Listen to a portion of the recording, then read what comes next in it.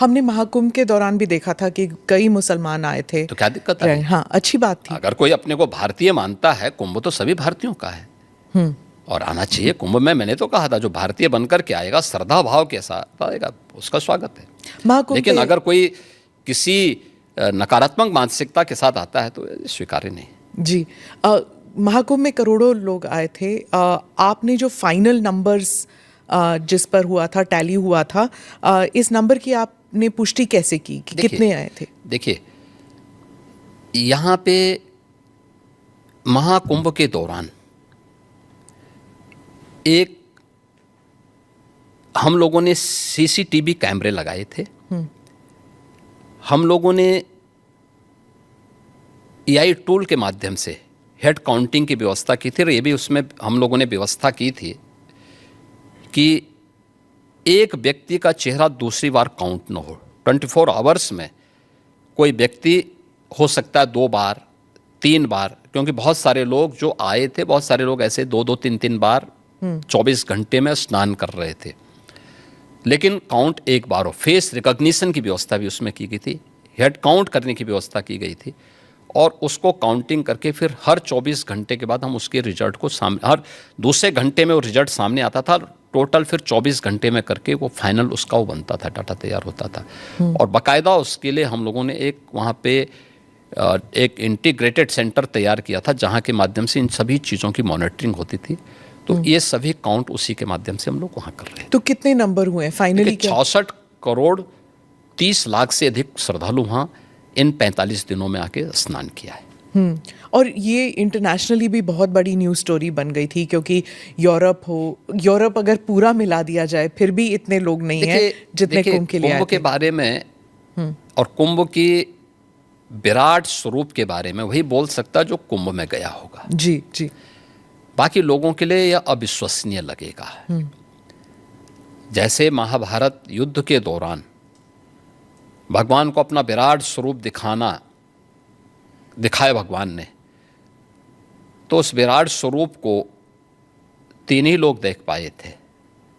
अर्जुन देख पाए थे, संजय देख पाए थे और भगवान वेदव्यास देख पाए थे। तो ये 3 तो भगवान के स्वरूप को पहचान गए थे और संजय ने इसीलिए धृतराष्ट्र को कहा कि देखो, याद करना, भगवान के स्वरूप को देखने के बाद मैं कह सकता हूँ कि जहाँ श्री कृष्ण है विजय वहीं होनी है, क्योंकि वहीं धर्म है, वहीं सत्य है। और कुंभ के बारे में वही बोल सकता है जो कुंभ का दर्शन जिसने किया होगा। कांग्रेस और बाकी जो अपोजिशन पार्टीज है वो कही थी महाकुंभ, मतलब कुंभ कई बारी हो चुका है, ये महाकुंभ जो है वो एक देखिए, जिसकी जैसी आस्था है, जैसी दृष्टि वैसी सृष्टि। कोई जबरदस्ती थोड़ा है। हमने थोड़ा बोला कि आप आइए।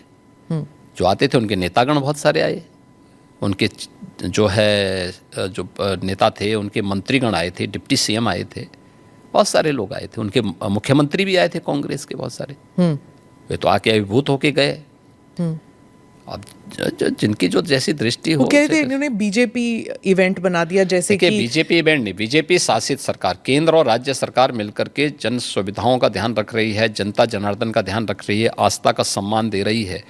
और कुंभ का यह स्वरूप जो देखने को मिला है, आखिर 1947 से लेकर के और ज़्यादातर समय तक 2014 तक, तो ज़्यादातर समय तक कांग्रेसी देश में शासन की है।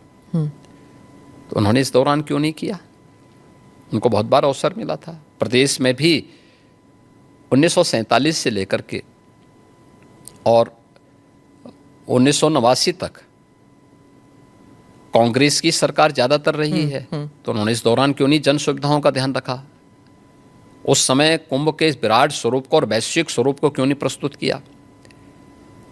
कुंभ के बारे में देश के अंदर एक सकारात्मक भाव पैदा हो और ये वैश्विक मान्यता इसको प्राप्त हो, तो मोदी जी के कारण आज संभव हो पाया है। प्रधानमंत्री मोदी जी ने यूनेस्को से 2019 में प्रयागराज कुंभ को मानवता की अमूर्त सांस्कृतिक धरोहर के रूप में मान्यता दिलाई जी।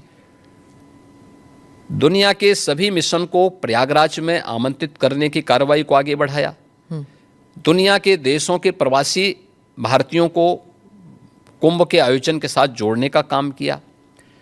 19 में प्रवासी भारतीय दिवस का आयोजन वाराणसी में कराया गया और इन आयोजनों के साथ दुनिया के लोगों को जोड़ने का अभिनव कार्य भी ये प्रधानमंत्री मोदी जी के साथ हुआ। और कुंभ का मतलब भव्य और दिव्य हो, स्वच्छता, सुरक्षा और सुव्यवस्था उसका मॉडल बने, जनता जनार्दन की सुविधा और उनकी आस्था का सम्मान करना हम सीखें। मोदी जी ने जो विजन दिया आज जो जमीनी धरातल पर दिखाई दे रहा है, तो जनता जनार्दन ने इसको हाथों हाथ लेकर के पूरा देश उमड़ पड़ा, पूरी दुनिया उमड़ पड़ी। जो हादसा हुआ था महाकुंभ के दौरान, कुछ लोगों की मृत्यु भी हुई थी, आपने जांच बिठाई थी, उसके बारे में कुछ अपडेट बताएंगे? देखिए, वह एक जुडिशल कमीशन है और उसमें माननीय उच्च न्यायालय ने भी और सुप्रीम कोर्ट ने भी जो उसके बारे में डायरेक्शन दिए थे उसके अनुसार वो अपना काम कर रहा है। हमने 1 महीने का समय दिया था, माननीय उच्च न्यायालय ने कहा कि नहीं, 1 महीने ने इसको कुछ और समय दे करके उसका विस्तार देकर कुछ उन्होंने नए चीज़ें उसके साथ जोड़ी है, तो उसके अनुसार वो कार्य कर रहा है। और उन सभी तथ्यों को लेकर के जो राज्य सरकार ने उसके लिए तय किए थे और माननीय न्यायालय ने जो उसके बारे में उसका थोड़ा विस्तार दिया है, इसको लेकर के वो अपना कार्य कर रहे हैं। उसमें सभी पक्षों से वो बातचीत भी कर रहे हैं, बयान ले रहे हैं, साक्ष्य कलेक्ट कर रहे हैं और फिर उसके बाद जो भी फाइंडिंग आएगी तो उसकी रिपोर्ट वे लोग देंगे, तो फिर इस पर हम लोग आगे कार्रवाई करेंगे।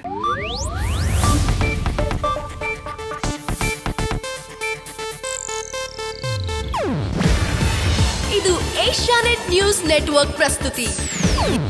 ನೀವು ನೋಡ್ತಿದ್ದೀರಾ ಏಷ್ಯಾನೆಟ್ ಸುವರ್ಣ ನ್ಯೂಸ್.